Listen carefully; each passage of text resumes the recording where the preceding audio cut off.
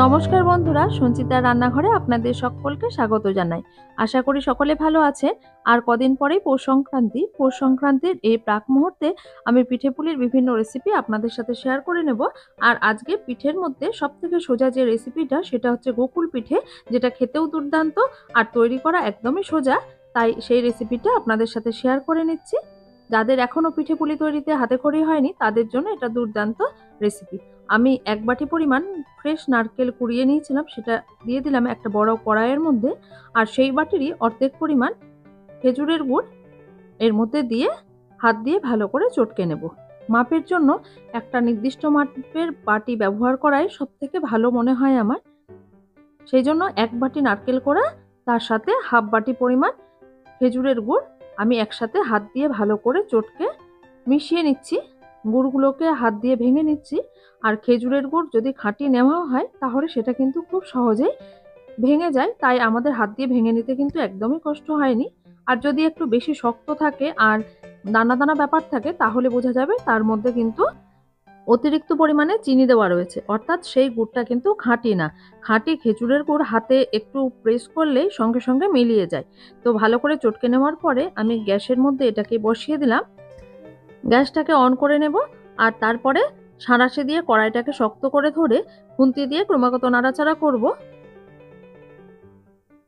যেহেতু গুড় দেওয়া রয়েছে সেই জন্য খানিকক্ষণ এটা নাড়াচাড়া করলেই দেখা যাবে কালারটা একটু একটু করে চেঞ্জ হবে আর গুড়গুলো কিন্তু গলে যাবে, খানিকটা জল জলে ব্যাপার চলে আসবে।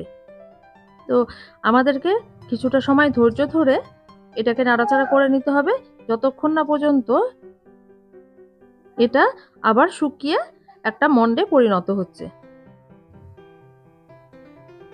যেহেতু আমি এখানে 1 বাটি পরিমাণ নারকেল কোড়া দিয়েছি, তার সাথে হাফ বাটি পরিমাণ খেজুরের গুড় দিয়েছি। মাপটা একটু মনে রাখতে হবে। আর আমাদেরকে একটু ধৈর্য ধরতে হবে। 7-8 মিনিট এইভাবে যদি নাড়াচাড়া করি তাহলে দেখতে পাবো এটা কিন্তু একদমই একটা দলায় পরিণত হয়েছে। দেখুন, এই পর্যায়ে যখন আসবে তখন এর মধ্যে আমি একটা বড় চামচের 1 চামচ পরিমাণ গুঁড়ো দুধ মিশিয়ে দিলাম। যদি বাড়িতে খোয়া ক্ষীর থাকে, খোয়া ক্ষীর যদি গ্রেট করে দেওয়া যায় সেক্ষেত্রেও কিন্তু স্বাদটা ভীষণই দুর্দান্ত হয়। আর যেহেতু বাড়িতে আমার খোয়া ক্ষীর আজকে নেই সেই জন্য আমি এখানে 1 চামচ পরিমাণ গুঁড়ো দুধ দিয়ে দিয়েছি, এতে করেও স্বাদটা বেশ ভালো হয়। অনেকক্ষণ আমার এটা নাড়াচাড়া করা হয়ে গেছে। গুঁড়ো দুধটা এর সাথে ভালো মতো মিশেও গেছে আর একটা মন্ড মতো তৈরি হয়ে গেছে। আমি এটাকে একটা আলাদা পাত্রে ঢেলে নেব। আমি একটা পাত্রে এটাকে ঢেলে নিলাম। আর ঢেলে নেওয়ার পরে খুন্তি দিয়ে আমি এটাকে একটুখানি ছড়িয়ে দেব যাতে তাড়াতাড়ি করে ঠান্ডা হয়। আর গোকুল পিঠে তৈরির সময় আমরা কিন্তু আলাদা বাসন আর ব্যবহার করব না। এই কড়াইটা গরম রয়েছে আর কড়াইয়ের মধ্যে যেহেতু নারকেলটাকে পাক দেওয়া হয়েছিল, এই কড়াইয়ে দুধটাকে গরম করে পুরো রান্নাটাই সম্পূর্ণ করব। এটাও কিন্তু একটা গুরুত্বপূর্ণ টিপস। এইভাবে করে যদি একই কড়াইয়ে দুধটাকে ফুটিয়ে নেওয়া যায় তাহলে যেহেতু এর মধ্যে নারকেল পাক দেওয়া রয়েছে সেটাও দুধের সাথে ভালো মতো করে মিশে যাবে। আর গোকুল পিঠের স্বাদটা কিন্তু অনেক বেশি ভালো হবে। সেই জন্য আমি আলাদা পাত্র আর ব্যবহার করিনি। এইবার আমি ব্যাটারটা তৈরি করে নেব। একটা বাটির মধ্যে আমি 1 বাটি পরিমাণ চালের গুঁড়ো আর 1 বাটি পরিমাণ দিয়ে দিয়েছি ময়দা, একটু লবণ দিয়ে দিয়েছি। এবার শুকনো উপকরণগুলোকে খুব ভালো করে মিশিয়ে নেব। মাপটা কিন্তু আমাদের মনে রাখতে হবে। 1 বাটি পরিমাণ চালের গুঁড়ো আর সম পরিমাণ ময়দা। এবার অল্প অল্প করে জল দেব আর মেশাতে থাকবো। একবারে সম্পূর্ণ জল দিয়ে কিন্তু আমরা মেশাবো না। আর এর ব্যাটারটা কিন্তু একটু ঘন হবে, পাটিসাপটার মতো যেন একদম পাতলা হয়ে না যায় সেই দিকটা আমাদের লক্ষ্য রাখতে হবে। ব্যাটারটা একদম বেশ ঘন যত হবে তত কিন্তু আমাদের গোকুল পিঠেটা ভালো করে ভাজা যাবে। আর আর ব্যাটারটা যদি পাতলা হয়ে যায় তাহলে কিন্তু গোকুল পিঠেগুলো ভাজার সময় ভেঙে যাবে, নারকেলের পুরগুলো ভেতর থেকে বেরিয়ে চলে আসবে। সেই জন্য ব্যাটারটা একদম ঘন থাকবে। দেখে নিশ্চয়ই বুঝতে পারছেন কনসিস্টেন্সিটা কীরকম হবে। আর এটাকে একটু আমাদের রেস্টে হবে, তাহলে এর কনসিস্টেন্সিটা একদম পারফেক্ট হয়ে যাবে। ততক্ষণ আমি একটা বাটির মধ্যে ঈষদুষ্ণ জল নিয়ে নিয়েছি, এই 1 কাপ মতো হবে। এর মধ্যে 2 চামচ পরিমাণ গুঁড়ো দুধ ভালো করে মিশিয়ে নিচ্ছি। একদম ফুটন্ত গরম জলের মধ্যে কিন্তু গুঁড়ো দুধ মেশানো যায় না। এবার দেখুন দুধটা ফুটে কিন্তু অনেকটা কমে গেছে আর অনেক ঘন হয়ে গেছে আর দুধের কালারটাও বেশ সুন্দর এসছে। এই পর্যায়ে গুঁড়ো দুধটা মিশিয়ে নিয়েছিলাম সেটা ঢেলে দিয়ে ভালো করে ফোটাতে থাকবো।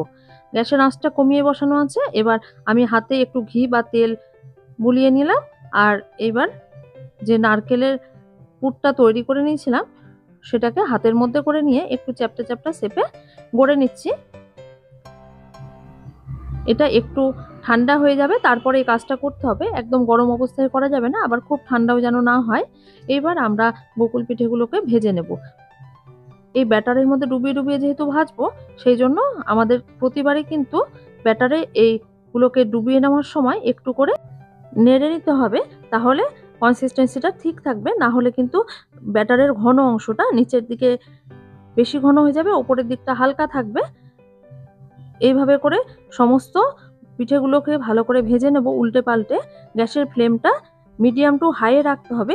এটাও একটা গুরুত্বপূর্ণ টিপস। কখনোই কিন্তু পুরভরা এই পিঠে তৈরি যে কোনো রেসিপিতে গ্যাসের আঁচ কমাবেন না, তাহলে কিন্তু এটা মানে ফুটে বা বাস্ট হয়ে একটা অ্যাক্সিডেন্ট ঘটতে পারে। অনেকের ক্ষেত্রে এরকম হয়, হালকা আঁচে ভাজতে গেলে এটা কিন্তু ফুটে ওঠে, মানে ছিটকে পড়ে। তো এখন আমি যে দুধটা ঘন হয়ে গেছিল তার মধ্যে দিয়ে দিলাম এলাচ গুঁড়ো। এলাচ গুঁড়ো না থাকলে দুটো এলাচ ফাটিয়ে নিয়ে দিলেও হবে। এবার এর মধ্যে গোকুল পিঠেগুলো যে ভেজে তুলে রেখেছিলাম সেগুলো একটা একটা করে দিয়ে দেবো। এখনো পর্যন্ত কিন্তু আমি এর মধ্যে কোনো রকম মিষ্টির ব্যবহার করিনি। দেখুন, একই কড়াইয়ে দেওয়ার জন্য এই দুধের মধ্যে নারকেল স্বাদটা মিশে গিয়ে দুধের স্বাদটাকে আরও বেশি বাড়িয়ে দেবে। এবার গ্যাসের ফ্লেমটা বন্ধ করে দিলাম। যেহেতু এটা একদম গরম রয়েছে, এই পর্যায়ে আমি এর মধ্যে মিষ্টিটা অ্যাড করব। এর জন্য আমি নিয়ে নিয়েছি নলেন গুড়। লিকুইড যে গুড়টা খেজুর গুড়ের পাওয়া যায়, সেই লিকুইড খেজুর গুড়টা দিয়ে দিলাম, আর হালকা হাতে খুন্তি দিয়ে ভালো করে মিশিয়ে দেবো।